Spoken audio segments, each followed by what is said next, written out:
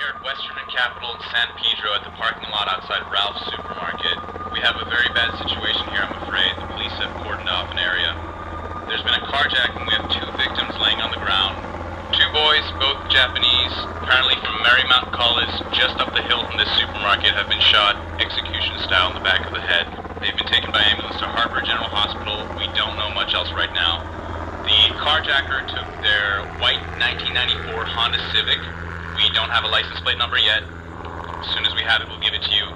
Little else is known at this point, Jesse. The parking lot has been cordoned off. People are milling about. The police have roped off the area. As far as we know, they're still alive. This is Ron Armino reporting from San Pedro. Back to you again, Jesse. Thank you, Ron. Thank you. In other news tonight, President Clinton again suggested we contain.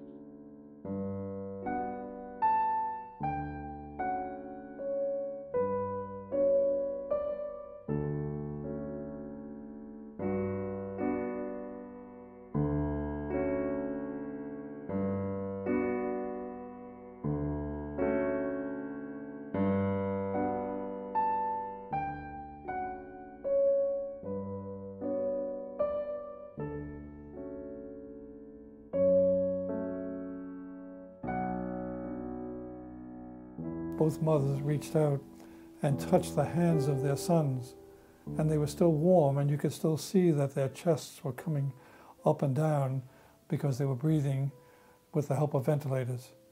And the mothers just couldn't believe that something could be done, that if they went to another hospital or had no other doctors, or if they were transported back to Japan, they could somehow have their life saved.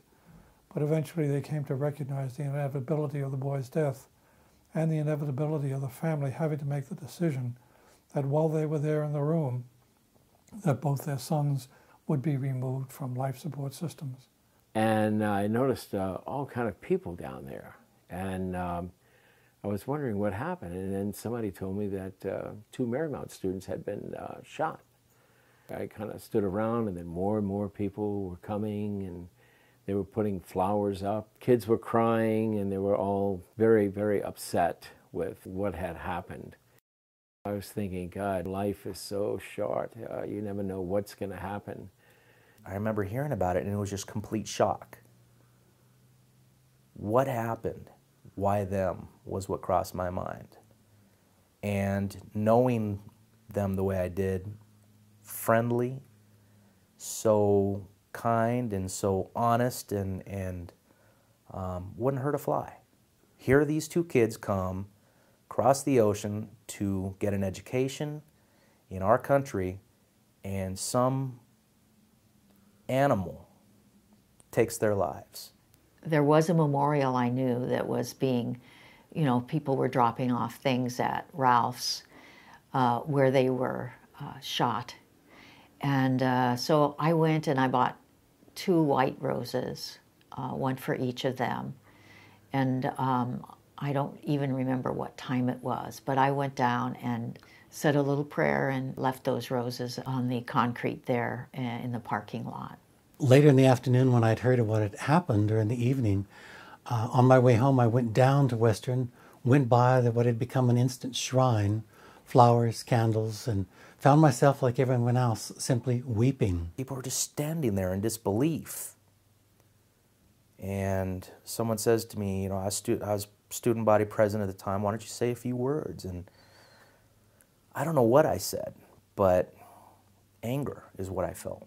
The moment that I remember best was the memorial service in the chapel after the parents had arrived here. And it was when the parents arrived here that it really hit me. In the chapel, we walked up along the side aisles and to pay our respects up at the altar. And then when we came down from the altar in the center aisle, the parents were standing there, and one of the fathers, and I don't remember whether it was Mr. Ito or Mr. Matsura, but he fell around my neck and put his head on my shoulder and sobbed and cried. And of course I cried. He wouldn't let me go, and we just stood there, and that was a very heavy moment. But it was something that seemed like the end of an era for me, almost like this end of an age of innocence, when suddenly death becomes very real, for young people. One of the strange things, too, about them, I remember very vividly, was in the college memorial service we had for them, Sandra Ross Mickelin, their teacher, read one of the essays that one of the boys had written. It was called How to Say Goodbye to Your Friends. Do you know, I remember the parents remarking on this, and they came on campus, that they looked out and from this 1,000-foot elevation, you could see Catalina Island, you could see the ocean there below us, just a beautiful view of downtown Los Angeles as well.